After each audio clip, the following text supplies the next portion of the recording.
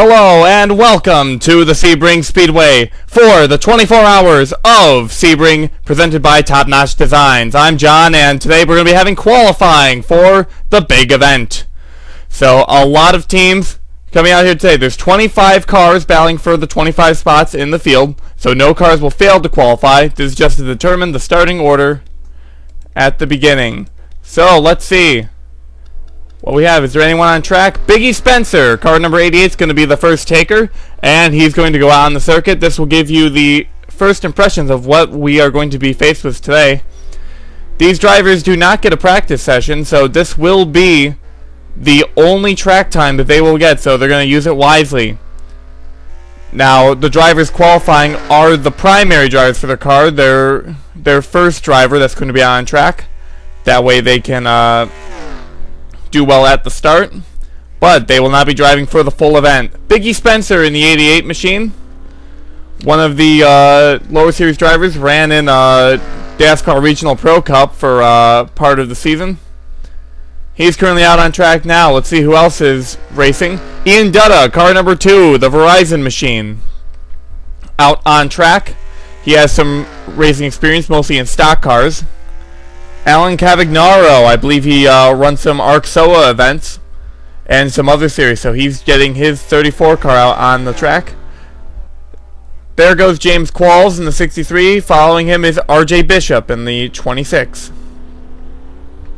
So quite a colorful cast of drivers out here today. We're a little bit overcast, but the weather report says that it's going to clear up when we head to the main event. There's Alex Allen, car number 53. He's moving on track. Robert Piet, James Silverfox, Jackie Tang, Chris Washer, Zachary Fitzwater, and Alyssa Kirby running in close proximity. Kirby, I think, trying to make a pass on the inside. Dan Bandon in the 18. Alex Hawkins, Carl Bartel, Stephen Pollard III, Eric Enrage, Eugene DeMax, DJ Curtis. Let's see if we can get back to our leader. There's Connor Vale, Sean Galligan, William Duncan getting up pit road. Michaels and York still on the pit lane. They're waiting a little bit to go out. There goes Logan York and Michaels. So Biggie Spencer crossed the line, but since he did not cross the line on pit road, no time has been recorded just yet. He is officially on the clock. Cavagnaro also on the clock as well.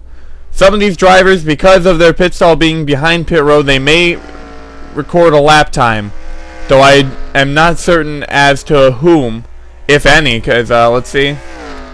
Actually, no, I think all of these drivers will have to make a lap beforehand. Let's cycle on through the field. Let's see if we can find someone we can talk about. Let's talk a little bit more about car number 83, if we can find her. Alyssa Kirby. This car is racing for charity along with another vehicle on track.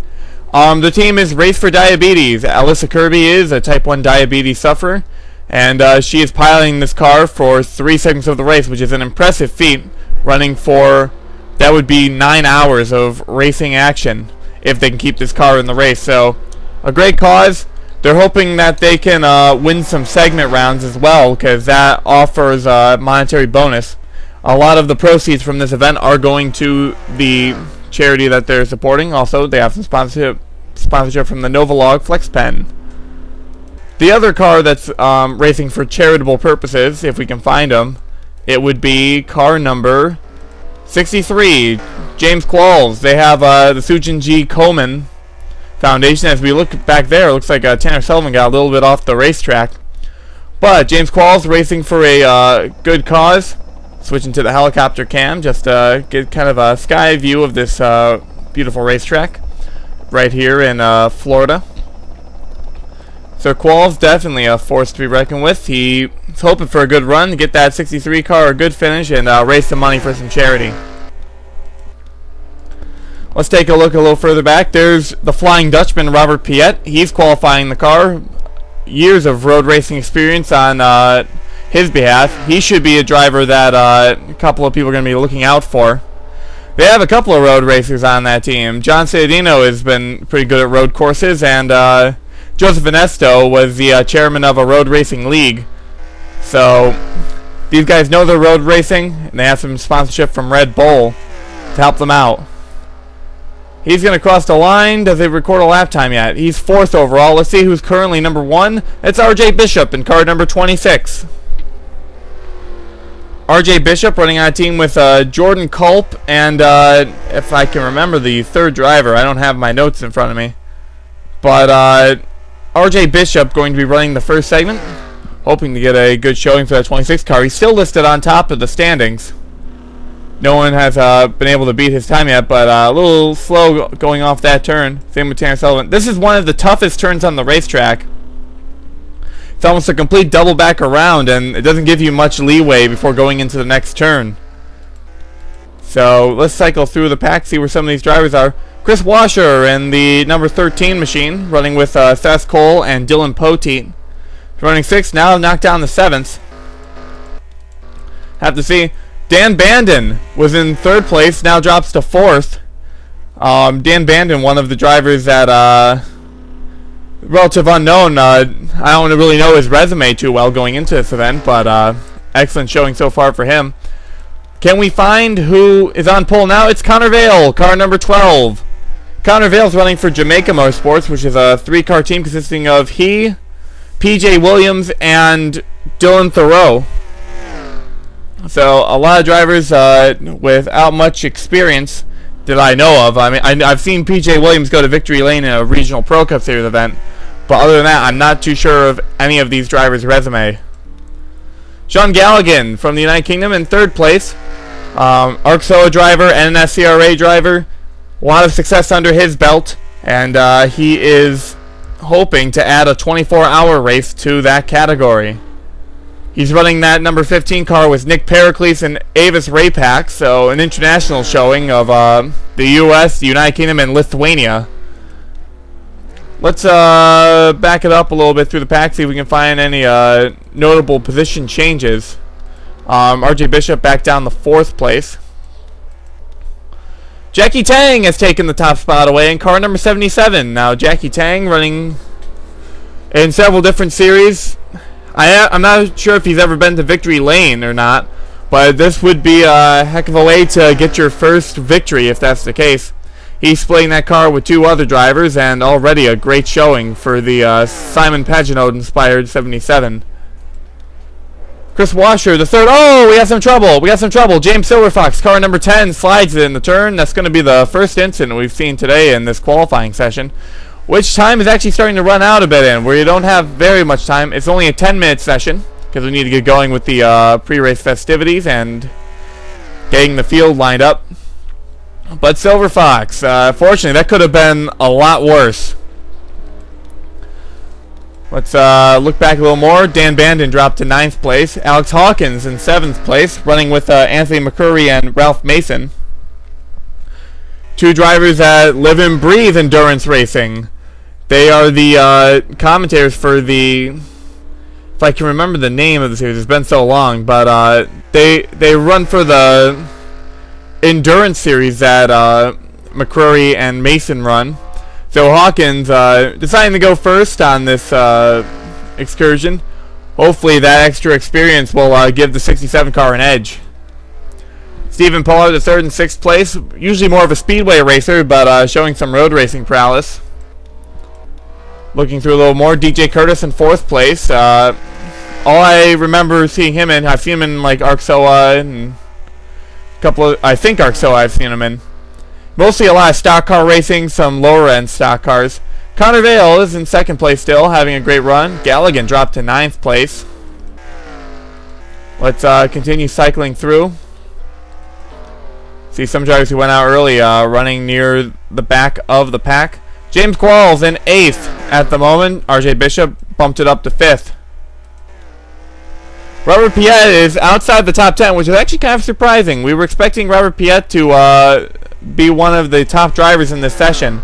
But I think he's just keeping modest, trying to feel out the racetrack, make sure he can... Oh no! Jackie Tang goes around! It doesn't matter at the moment because he has the pole, but hopefully no one will dislodge him. He looks like this lap will be done for him. Still got time in the session. Despite the clock saying 0, we're on our finish up lap.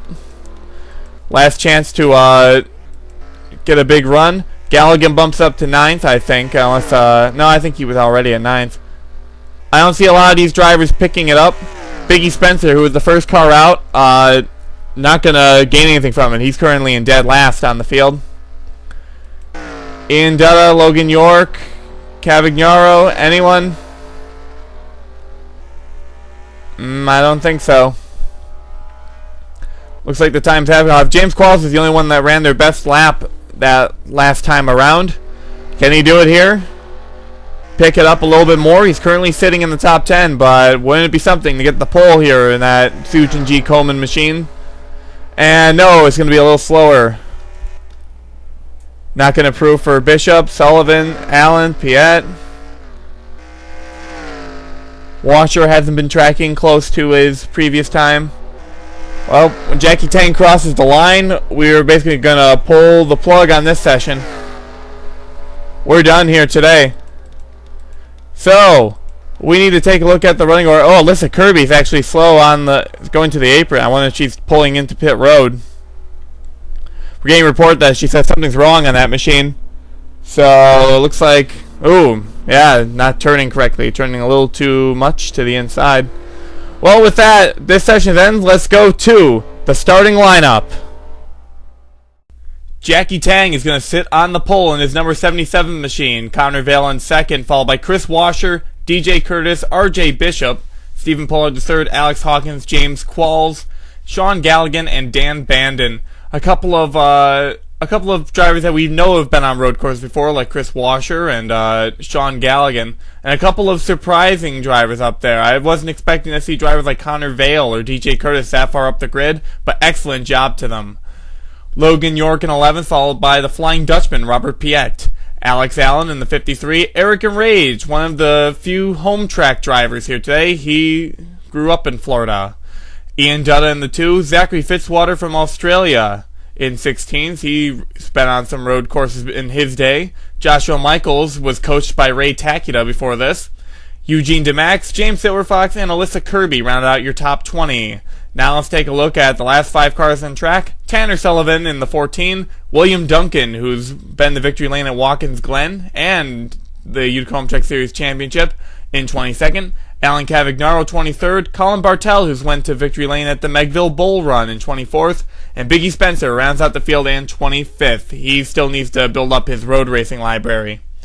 Well, the next time you'll see us, we'll be running the full 24 hours. So, thank you for watching this qualifying session, and we will see you then.